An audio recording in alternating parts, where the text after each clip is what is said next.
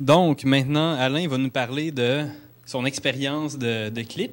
Oui, c'est mon partenaire avec qui je fais des vidéos finalement de mariage, love story, tout ça. Alors, je ne vais pas montrer le clip au complet parce que ça peut tomber long, là, 3 minutes. Puis surtout des petites personnes qui se donnent des bisous et des câlins. Fait qu'on va restreindre ça, mais c'est juste pour montrer un peu le look qu'on est capable d'avoir. Les défis. Bon, ben là, vous allez... N'importe qui était fan de Star Academy va les reconnaître. C'est 2 personnalités de Star Academy qui étaient des amis, finalement, qu'on a filmé. Donc, le premier défi, c'est essayer de shooter des personnalités connues dans un lieu public où est-ce que les gens n'arrêtent pas de passer. Ils vont arrêter, ils vont se demander, ils vont poser des questions. Qu'est-ce qui se passe, blablabla. Donc, le fait d'avoir une petite caméra, on dit « Ah, on prend des photos ». Les gens, ils ne posaient pas plus de questions, puis ils partaient. Si on avait essayé de filmer, ils auraient dit ben, « C'est quoi que vous filmez? Est-ce que ça va passer à la télévision? C'est quand que ça va passer? C'est pourquoi? » Tout ça. Donc ça, c'était déjà un avantage. On était capable de se débarrasser du public relativement facilement. Non, mais ça peut être là parce que tu essaies de tourner une belle scène de baiser ou qu'ils se prennent dans leurs bras. Là, tu tournes un peu sur le côté, puis là, tout à coup, tu vois tous les passants qui sont en train de regarder. Fait que ça, c'est pas le fun parce que surtout qu'on a filmé au Canal La Chine puis dans le Vieux-Port. C'est comme s'il y a beaucoup de personnes qui passent dans ce coin-là. On a fait beaucoup de déplacements. On s'est promené d'une place à l'autre. Donc, on voulait que tout puisse fitter dans des sacs. Donc, c'est un avantage des HD DSLR que ma petite rig Zacuto, je pouvais la plier, elle rentrer dans mon sac. Ce qui était le plus plat à transporter, c'était le gros tripode. Puis, c'était vraiment le seul élément qui était un peu plus dérangeant. Le défi aussi, c'est qu'on n'avait évidemment pas de permis, puis on est allé à plein de places qu'on aurait dû avoir des permis, il paraît.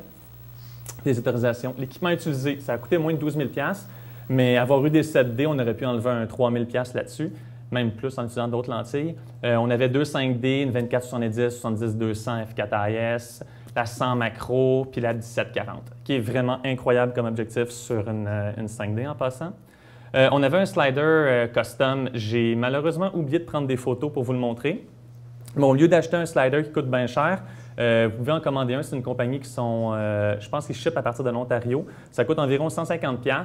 Puis vous avez finalement la règle du slider plus le morceau sur lequel vous allez mettre votre tête de tripode. J'ai envoyé les liens pour qu'ils soient postés sur le blog de Final Cut. Puis ça fonctionne très bien. C'est quelque chose qui donne énormément de production value parce que les gens sont habitués. Bien, les gens sont habitués. Ils commencent à être habitués à voir des shots de Steadicam. Ils vont voir les caméras à l'épaule et tout. Mais c'est rare qu'ils vont voir quelqu'un d'amateur filmer et puis d'avoir une shot avec un slider. Fait que c'est quelque chose qui donne beaucoup de production value. Les gens, ils le voient et ils sont là « Wow, c'est hot ». Puis finalement, les 2 rigs qu'on avait, c'était le Tactical Shooter de Zacuto, ici. Et une shoulder rig de Cavision. Moi, je ne l'aime pas du tout. Je recommanderais beaucoup plus d'utiliser une rig de Shape. C'est pas parce qu'ils sont des sponsors, là, mais c'est un peu dans le même look, comme quoi que c'est une rig qui va être avec l'épaule avec 2 poignées, mais le fit n'est pas super bien. Donc là, maintenant, je vais vous montrer le clip en question. Bon, ben, de toute façon, sur le blog, il va y avoir un lien vers le site. Tout le crédit va à la personne avec qui je travaille, qui a fait l'édition, puis une bonne partie des shots. J'ai fait à peu près 45 % des shots. Ouais. When the sky is falling from above you and the wind is raging from the coast and you want someone who truly loves you, juste noter la shot qu'on vient de voir avec le soulier. Là, I will be the one who loves you the most. Yes. When the masquerades and burlesque balls become too ordinary to boast, and you complain about the parade. OK. Bien, si vous êtes intéressé, on va mettre le lien sur le blog. Vous irez voir la vidéo complète. C'est sur Vimeo, ça. Vimeo, yeah. Ouais. Exactement, ça va être le lien. Vous pouvez l'embaucher pour votre mariage. Il est super bon. Je ne dis pas ça de façon sarcastique, là, je suis vraiment très réaliste. Il fait une bonne job. Donc, les scènes, j'ai pas eu le temps de faire un petit montage pour les certaines scènes clés. Mais comme je disais, quand on voit le soulier, finalement, c'est que Maggie est assis sur un banc public comme ça. Puis là, on la voit battre du pied finalement au rythme de la musique. Puis la caméra on l'a mis directement derrière son pied. Fait que le fait que le form factor de la caméra soit si petit, ça nous a permis de faire ça. On a placé aussi, des fois, on a fait peut-être 3 fois trop de clips par rapport au projet final. On a plein d'autres scènes où est-ce qu'on a mis les caméras à des endroits qu'on ne pourrait pas mettre d'autres caméras ou encore que j'étais suspendu en haut d'un précipice en train de tenir la caméra pour filmer. Comme ça, c'est des choses que je ne pourrais pas si la caméra avait été plus lourde. C'est ça, le workflow de post, finalement, ça commence à être standard, tout le monde le connaît. Ça a été converti en, bon, nous, le target, c'était pour le mettre sur Vimeo, fait que c'était ProRes LT, ça a fait la job. Édité dans Final Cut, la colorisation dans Color, puis ça a été converti en 24p avec Twixtor. Ça, c'est quelque chose qu'on a, vous avez peut-être vu à un moment donné quand Corneliu a Maggie dans ses bras, puis là, elle spin, on a comme vu la jambe se déplacer. S'il y a des gens qui ont bien de la perception, en tout cas, vous avez... Ça, c'est un artefact de Twixtor et non pas de la 5D. Mais quand on regarde sur Vimeo, on ne le voit pas. La façon qu'eux recompressent la vidéo, c'est peut-être un frame qu'ils ont skippé.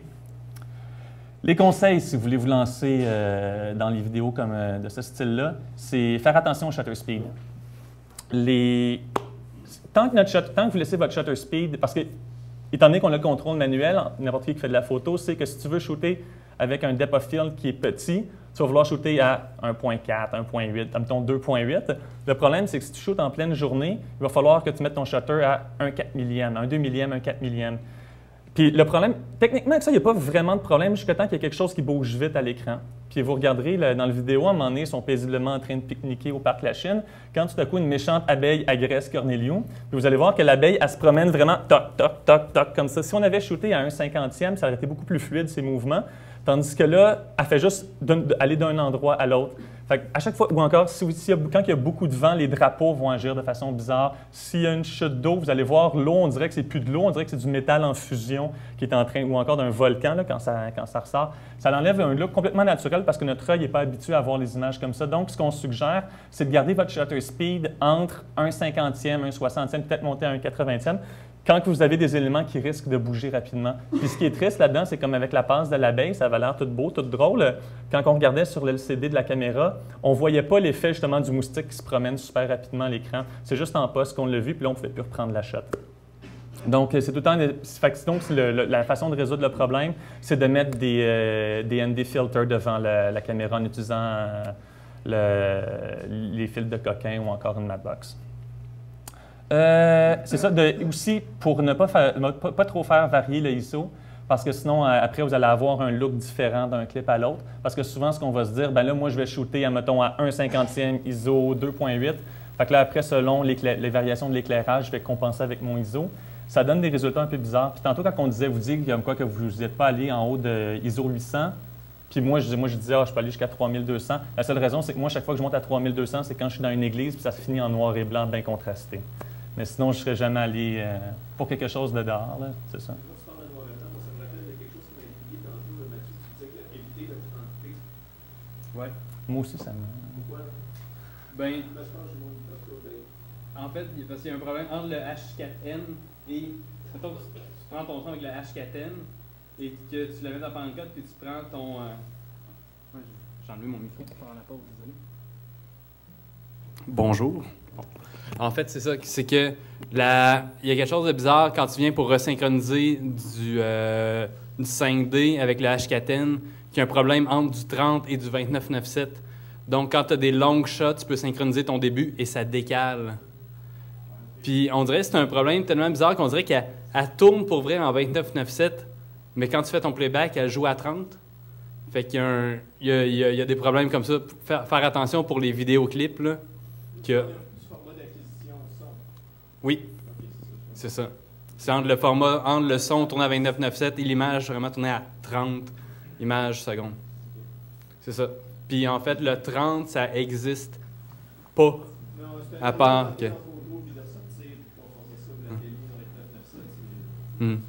Voilà. Ouais. Des fois, ça finit par Pardon? Tu le mets en 23,97. Pas de problème à l'animation. À 29.97. Oui, non, c'est ça. Non, tu fais à 23,97. Juste en bas du 24, ça s'upgrade tout de suite. Toutes les... À 29.97, oui. C'est ça. En fait, c'est ça le problème, c'est que aussi, si vous tournez en 24, si vous mettez un pull-down, ça fait du 30, ça fait pas du 29.97. D'où la différence. Fait que, en fait, on va poursuivre avec Alain. Oui, c'est un peu technique. Ce que je dois dire, c'est que ces appareils-là, étant donné qu'ils sont petits et légers, dans les autres conseils, c'est être créatif avec le positionnement de l'appareil. Vous pouvez le placer n'importe où. Une passe classique qu'on voit souvent dans les vidéos de mariage, c'est qu'ils vont mettre, il va y avoir le serveur qui va arriver dans la salle de réception. Ils vont mettre la caméra avec, admettons, je ne ferai pas avec des drinks, c'est assez risqué. Admettons, avec les assiettes de lunch, mettre la caméra dessus, puis ça va être lui, votre dolly humain qui va se promener. Puis le gars, s'il a l'habitude, sa main va être assez stable. Fait que ça va faire une shot qui est quand même intéressante à avoir. Fait que être créatif avec ça, pas avoir peur d'essayer des angles, puis si c'est pas bon, ça coûte rien, on fait juste recommencer. Utiliser un minimum d'objectifs quand vous prenez dehors, puis tout, ça peut être plaid de devoir tout le temps changer d'objectif. Donc, soit ça l'amène à l'autre plan, de planifier les plans que vous allez vouloir avoir pour amener les lancers que vous avez besoin. Et sinon, se contenter de 3 objectifs sur 2 caméras, là, ça gère en masse. Puis le dernier point, c'est plus voir la lumière comme un photographe. Les photographes, nous, on a un plus gros contrôle sur la lumière. Bien, moi, je viens du côté photographe. Fait que la façon que je vois, si je n'aime pas la lumière, je mets un pocket wizard, je place le flash où je veux, je le gèle pour si je veux, selon ce qui va se passer avec la lumière ambiante, puis je shoot mes photos. Si je veux que mon flash, il overplomb, il dépasse, non, il écrase la lumière ambiante, mais je le mets plus fort, j'arrange mon f-stop, puis ça marche. J'ai le contrôle total sur la lumière, puis c'est ça la photo. Quand tu es en vidéo, c'est plus compliqué. Quand tu fais un documentaire, quand tu fais un film, tu peux amener plein de lumière, des light panels, puis faire ta job. Mais quand tu shootes dans le feu de l'action, tu n'as pas ce contrôle-là. C'est quelque chose qui m'a fait, au début, qui m'a beaucoup traumatisé. Finalement, parce qu'après, tu vois que ta couleur de peau, peu importe ce que tu essaies de faire, tu n'es pas capable de la matcher pour que ce soit beau avec les lumières, quand ça se pile sur les murs, tout ça. Donc, qu'est-ce qu'on fait? Noir et blanc, encore une fois. Moi, je ne peux pas aller dans un domaine qu'on ne peut pas faire du noir et blanc. Donc, c'était mes petits conseils. Puis maintenant, on passe à la post-prod.